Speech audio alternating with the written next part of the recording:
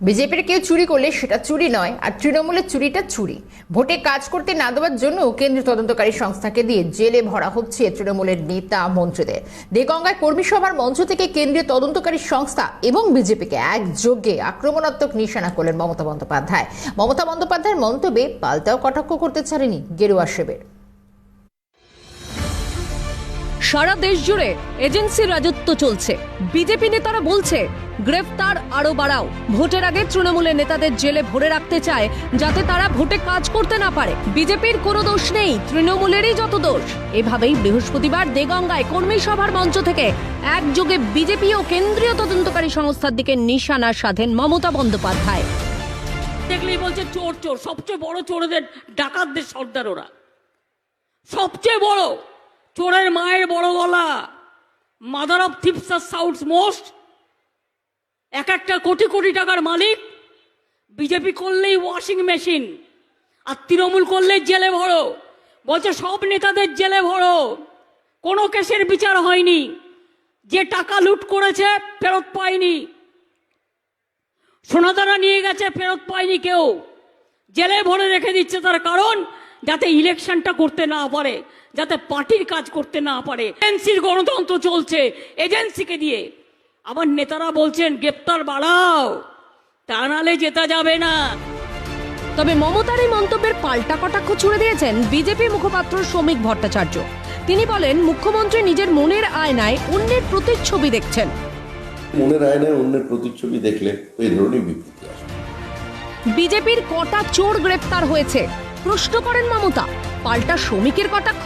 ক মাসের মধ্যেই মমতা বন্দ্যোপাধ্যায় প্রধানমন্ত্রী হয়ে যাবেন, তখন বিজেপির চোরেদের ধরবেন। কটা চোর গ্রেপ্তার হয়েছে, কটা খুনি গ্রেপ্তার হয়েছে, কটা ডাক্তার গ্রেপ্তার হয়েছে সারা ভারতবর্ষে আমি জানতে চাই। বিজেপির যারা দুর্নীতিগ্রস্ত তাদের সব ধরবেন উনি। কিন্তু কত মাসের মধ্যেই তো প্রধানমন্ত্রী হয়ে যাচ্ছেন, আর তো কয়েকটা মাস। তারপরে যা করবার করবেন, ইডি সিবিআই লাগিয়ে দেবেন, পার্থ চ্যাটার্জি যদি প্রিয়কে বাইরে বার করে দেবেন। মানুষ এটা বুঝে গেছে যে তৃণমূলের হাতে যদি কোনোভাবে রাষ্ট্র ক্ষমতার একটু অংশ চলে যায়, তাহলে এবার সরাসরি স্কুল থেকে শুরু করে সব জায়গায় বিক্রি শুরু হয়ে যাবে। বালুর গ্রেপ্তারি নিয়েও এদিন সরব মমতা। তবে বালুর প্রসঙ্গে বলতে গিয়ে বিরোধীদের চোর বলতে গিয়ে একই বলে ফেললেন মমতা। গরিব মানুষের চুরি করা মানে কি বোঝাতে চাইলেন মুখ্যমন্ত্রী? তবে কি তিনি মেনে নিলেন চুরি হয়েছে? পরোক্ষে কি তবে চুরিকে সমর্থন করলেন মুখ্যমন্ত্রী? দেখুন ঠিক কি বলেছেন মমতা। বালুকে অ্যারেস্ট করে অনেক কাজ করেছে। ও অ্যারেস্ট করেছে কিসের জন্য? যাতে পার্টির কাজ করতে না পারে, যাতে ইলেকশন করতে না পারে।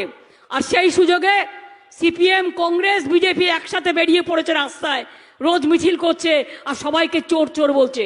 ওরে, আমরা যদি গরিব লোকেরা যদি কেউ একটার জায়গায় দুটো বিড়ি খায়, তখন তাকে চোর বলতে পারিস। আর তোদের মতো কোটিপতিরা যদি হাজার হাজার কোটি কোটি টাকা ঘুষ খায়, তাদের চোর বলা যায় না। তার কারণ তারা নয় ইডি করবে, নয় সিবিআই করবে। আর এখানেই শ্রমিকের প্রতিক্রিয়াতেও উঠে এলো মুখ্যমন্ত্রী চুরিকে সমর্থন করছেন। এই রাজ্যে এর থেকে দুর্ভাগ্যজনক আর কিছুই হতে পারে না।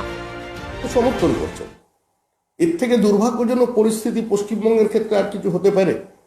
রবীন্দ্রনাথ, বিদ্যাসাগরের দেশ, রামমোহনের দেশে এটা কি শুনছেন?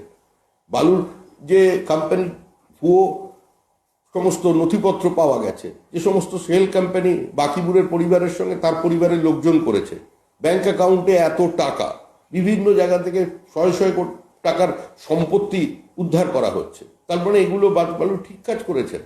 মুখ্যমন্ত্রী সরাসরি সমর্থন করছেন, কারণ এটা তৃণমূলের কর্মসূচি।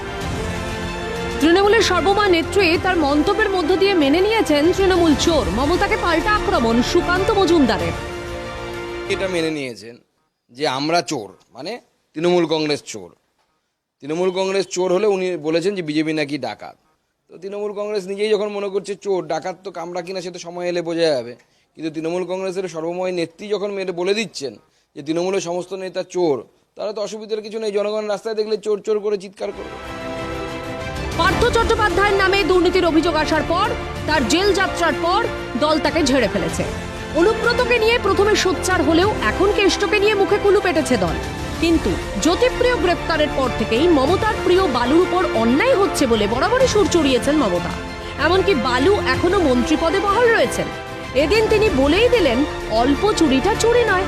তবে কি বালু সেদিন যা বলেছিলেন সেটাই সত্যি?